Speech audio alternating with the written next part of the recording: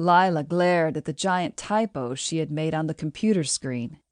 She glanced around, making sure none of her staff was still lurking around working at this hour. The station was quiet. The ground glass wall was still and calm, opening wide to the outside view of the magnificent Eudaizian landscape. She was in the Seifel Center, an exclusive area for royals and those in authority. There were no citizens here, no crowds. She liked it that way. If they wanted that kind of atmosphere, she could go down to the districts where billions of beautiful Eudaizians lived. But for now, tranquility was what she needed. It suited her mood. She returned her attention to the monitor, where she was learning to type in English. She didn't really have to be doing it.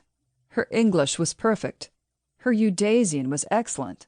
And she also spoke several languages of different universes. But she liked learning. This was the age of technology, when all she had to do was press a button and a robot communicated for her in any language. She had helped design the system, and she was proud of it.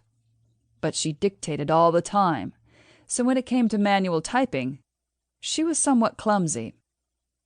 She felt the burning sensation in her hands and her fingertips again. It had been happening over the last 2 weeks. She looked at her hands and found them a bit shaky. It couldn't be caused by such a simple task as typing, she thought. She shook her head, pushed the thought away, and grabbed a joystick. She planned to do a quick check of the back end of one of her newly developed hologames used for combat training, and then she would call it a day. She heard the squeaky sound of plastic rubbing on the polished concrete floor behind her and turned around. "Zin, why in the universe do you look like that?" she exclaimed when she saw her personal robot, one that had a rectangular core metal frame.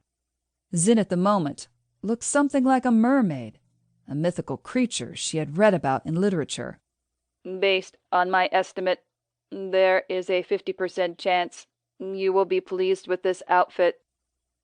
"Well, you've fallen on the wrong side of the 50%. Mermaids aren't square." "That's why I need your help. This plastic costume is thin and needs some padding to create curves." "I will not do that for you. Your metal frame is just fine as it is." "Lyla, would you prefer me in werewolf form?" "No."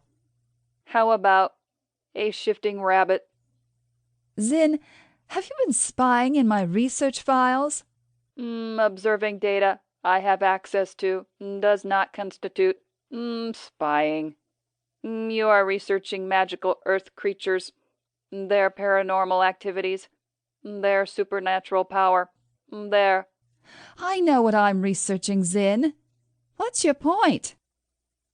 "I know you are developing a new program, but I wonder why you left out humans as a major input. Why did you start with the paranormal?" "I haven't gotten to the human part yet.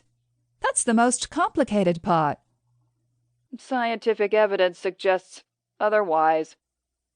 I am speculating that you avoid researching it because your parents were humans." She grabbed a joystick. "Hang on."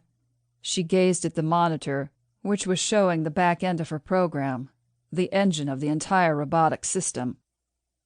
"Anything unusual, Lyla? I detected nothing abnormal." "I thought I saw something." "Please define something." "Shut up, Zin." "That expression violates the courtesy codes, Lyla." "I designed your codes. I can violate them if I wish." She inched up closer to the screen. She could have sworn she saw a shadow, a dark flying cloud moving across the screen, as if a ghost had infiltrated the central computing facilities and physically worked its way into the mechanics of the robotic brain. She shuddered. She must have been researching the paranormal for too long. She couldn't scientifically explain a ghost, and even if such entities existed, they didn't have the tangible form necessary to have an effect on anything, and they certainly couldn't live in a computer.